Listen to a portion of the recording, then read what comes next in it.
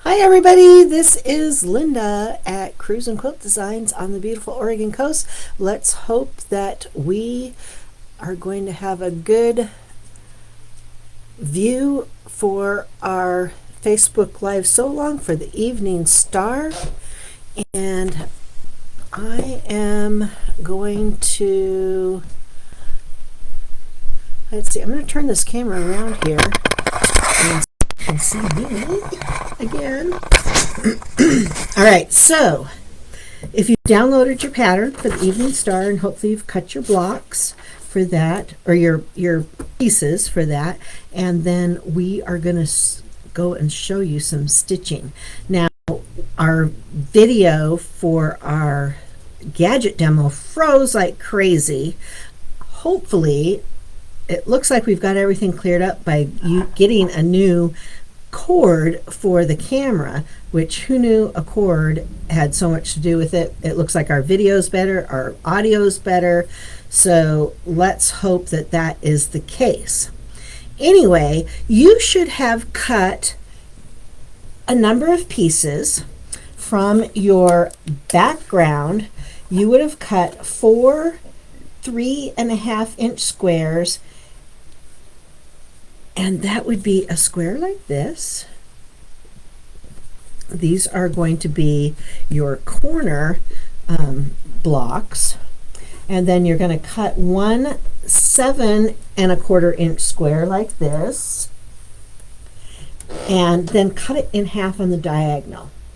And if you do not know how to do that, or you have trouble doing that, things don't come out quite right, then you want to watch my video where I talk about how to cut on the diagonal accurately, which I posted a couple nights ago.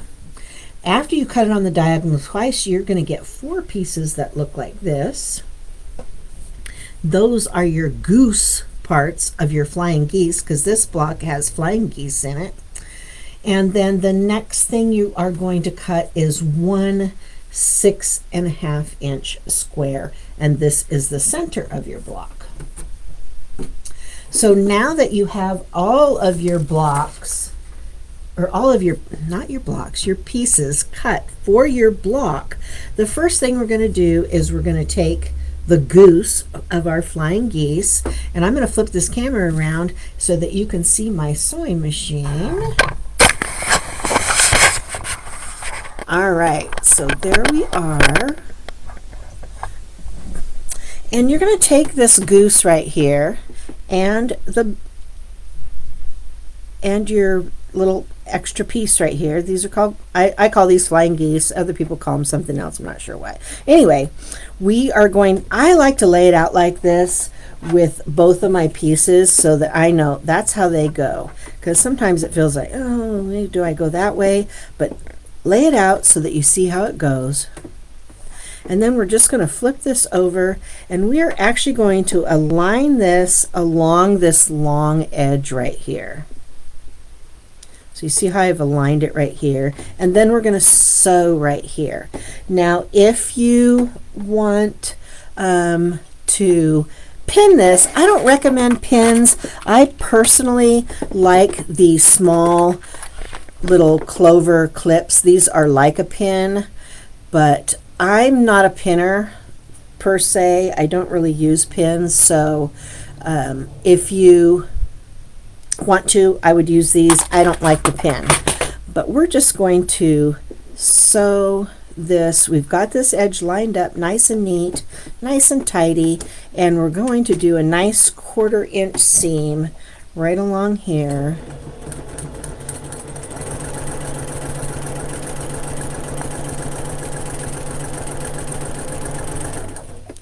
And then because we need 4 of these blocks, this is the block we're making. We need 4 of them. We are going to take, and we're going to chain this. So I've got another piece here. I've got another piece of my dark fabric.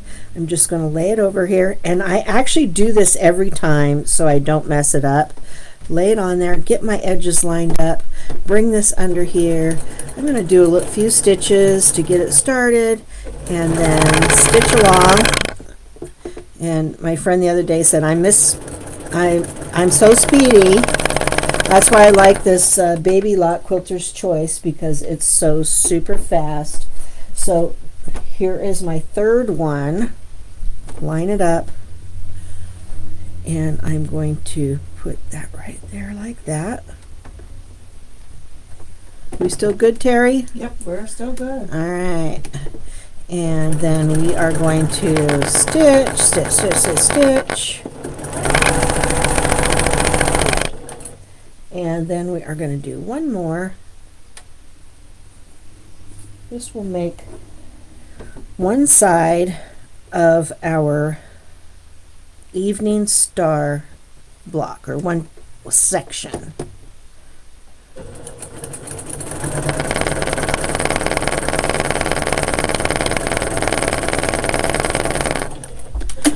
All right, so I have just chained 4 of these together. Now, if I wanted to make more than one block, I would chain a whole bunch of these together, because I like doing things fast, and there are some things that, you know, I take a little bit longer with, but on this, I like to do it fast. I'm going to use my blade saver that I demoed in the gadget demo earlier this morning, and that we'll re-demo here if we have time after we're done with this sew along.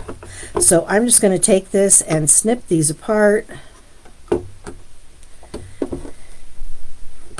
just like that, and then we're going to set our seams and then press them. I like to press to one side to the dark, and so then what we're going to get is a piece that looks like this. And you'll notice we have these little, what they call dog ears, and I'm going to take my little Karen Buckley scissors, and I'm just going to snip those dog ears off, just like that. Now I have to put on my second piece, so I'm just going to flip this over, and I'm going to come in here, and you'll notice I am using my guide on my seam tape to get my 1/4 inch.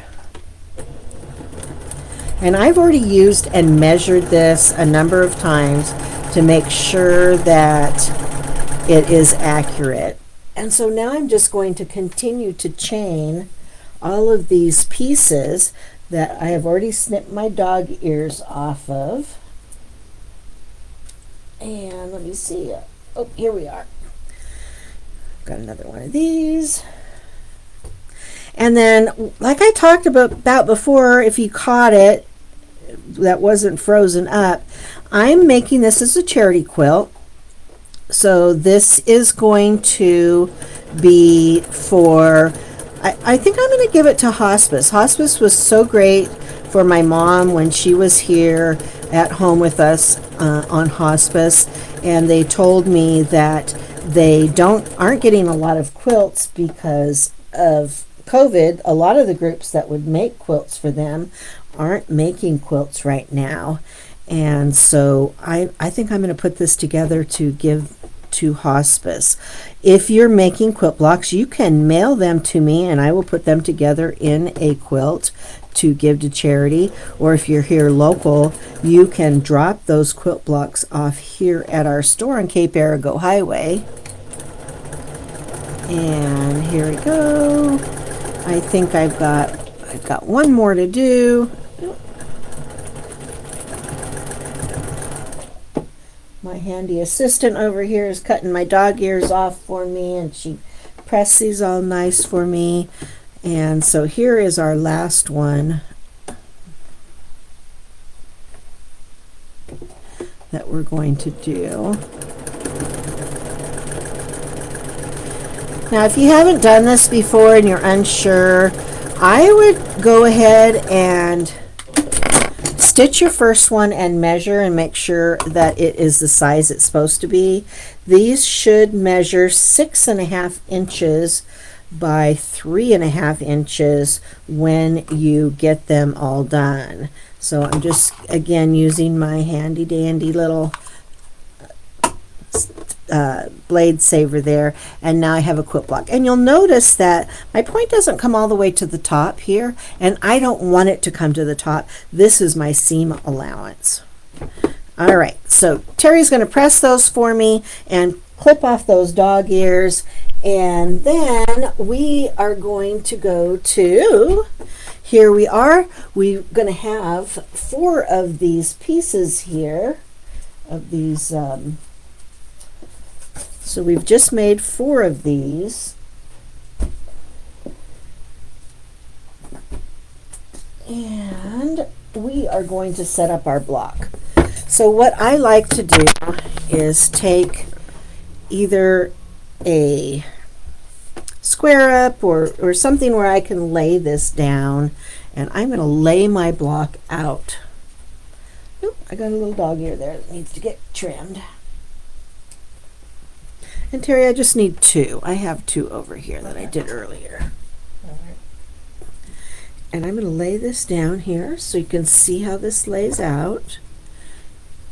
And I need my centerpiece. Here's my centerpiece. So here's how my block is going to lay out.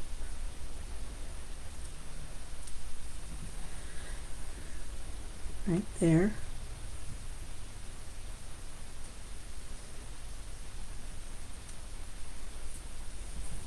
All right, here is my evening star block. I like to lay it out. Now what I like to do is I like to chain this, and this is going to be evident after the fact. And so I'm going to move this over to the side, and I'm going to take the first piece off the top of my board there, my design board, and I'm going to stitch it.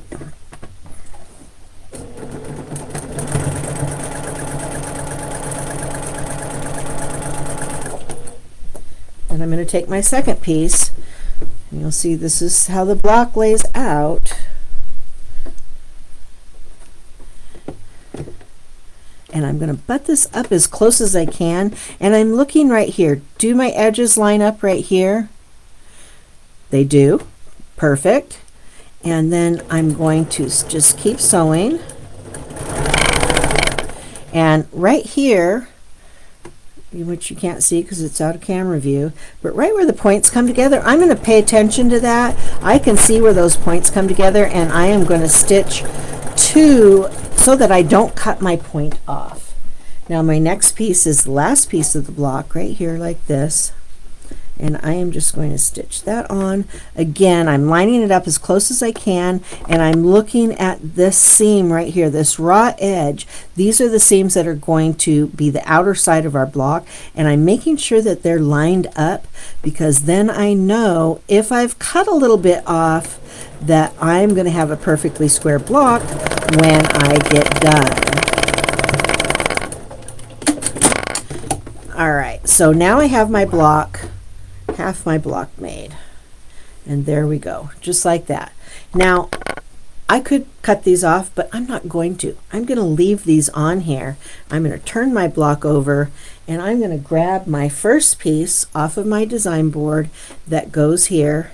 If you're not sure, you can lay your block out again, how it's going to go, and you could pin this. I usually don't. I'm not a pinner, like I said in the demo earlier.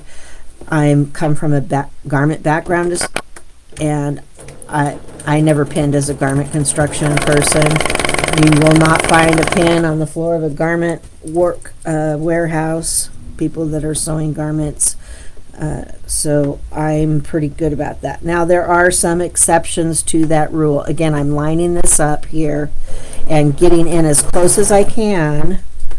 And right here where my point comes together, I am going to make sure that I'm on the right hand side of that point so that I do not cut that point off. And even if I have to smidge a little bit over on the seam allowance so that I don't cut my point off, that's perfectly okay. Fabric is so forgiving. I also do a lot of woodworking, And woodworking isn't forgiving like fabric is. Fabric, you can manipulate it, you can use spray starch, you can use best press to get it to mold to what you want. When you're working with wood, if you cut off by a 1/4 inch, you're off by a 1/4 inch. You can't add that piece of wood back. Whereas fabric, you can kind of give it a little stretch. So fabric is forgiving, and we are just going to stitch like that. All right, so now we have our block together. We have our rows, and you can see it. I am not going to cut this apart. I'm going to have Terry go over and press, and we're going to press to our solid piece. So we're going to press out this way, press in onto our large piece, and then back out.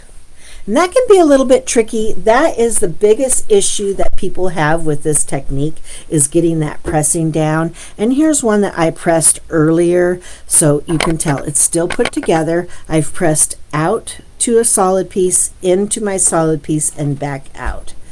Now what I'm going to do is I'm just going to match up my seams here, and I do this by feel. Now you can pin this, you can use your little clover clips here, or like I do, I just stitch. But that's from years and years of practice. And if I'm a little bit off right here, I'm not worried about that. Where I want to be on is right here where these seams match up. And so I'm just going to stitch this right here. And when I get past that seam, I'm going to come down here to this seam, and if I need to pull that just a little bit to get those to match up, that's all right. Like I said, fabric is very forgiving, and we're going to come in here.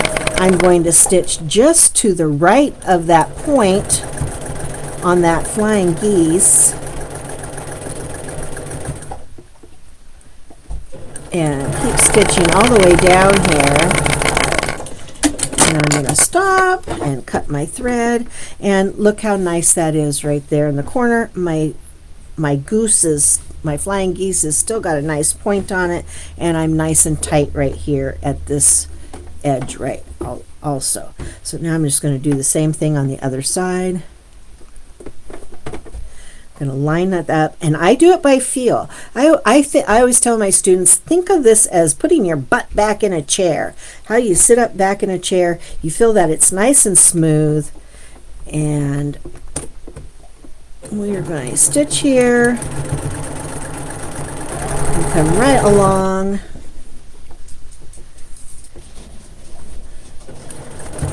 After I get that past that, I'm going to come down to my next seam and align that up, and again by feel. And because I've pieced these together and not cut my threads, they're not going to shift a whole lot. And like I said, the hardest part is the pressing part, when you're pressing the blocks together. You can also use this technique, and so you're going to notice I'm not real lined up here, but as soon as I pass that seam, I'm going to come down here and align this and then finish off my block. All right, so we have just made one evening star block, and we're going to get that pressed. I'm going to press these to the largest side. Now if you want to pinwheel these, you will need to cut that little thread, and let's see, give me those little scissors, Terry. So I don't know if you know what pinwheeling the seam is, but if you want to pinwheel it, which means that your fabric is going in different directions and you get a little forepatch on the back, you can do that. Now that gives a little bit less seam here, but more seam here. So it's kind of a trade-off on this. I actually am going to press everything this direction because this is the bigger block. But this is our block. I have already made quite a few. I'm going to switch this over back to me. Made quite a few of these, and I've made it with the white, and I've also made it where I reversed it, and I actually really like this one with the light colored points and the dark background or the dark center. So I'm going to create a bunch of these blocks, and I'm going to offset them so I will not have it upside down and get, let's see, and put put these so that they are, oh, there we go. There we go. This is a learning process on this new camera. And I'm going to do it like this, so there'll be every other one. I'll probably do about 9 of those, and that will make a nice size charity quilt by the time I put a little bit of a border around it. All right, that's it for the moment. I will see everybody soon. We will be going live later on today. I'm not sure on the... It's 12:20. So at 1 o'clock, I think I'll try and go back live to do our gadget demo. And then at 2 o'clock, we are going to do the Zippity Doo Done bag. And this bag has a super easy zipper that we're going to show you how to insert on that. All right, that's it for now. This is Linda at Cruisin' Quilt Designs. Take care. Keep sewing some of those blocks for charity, and we will see you in a little bit.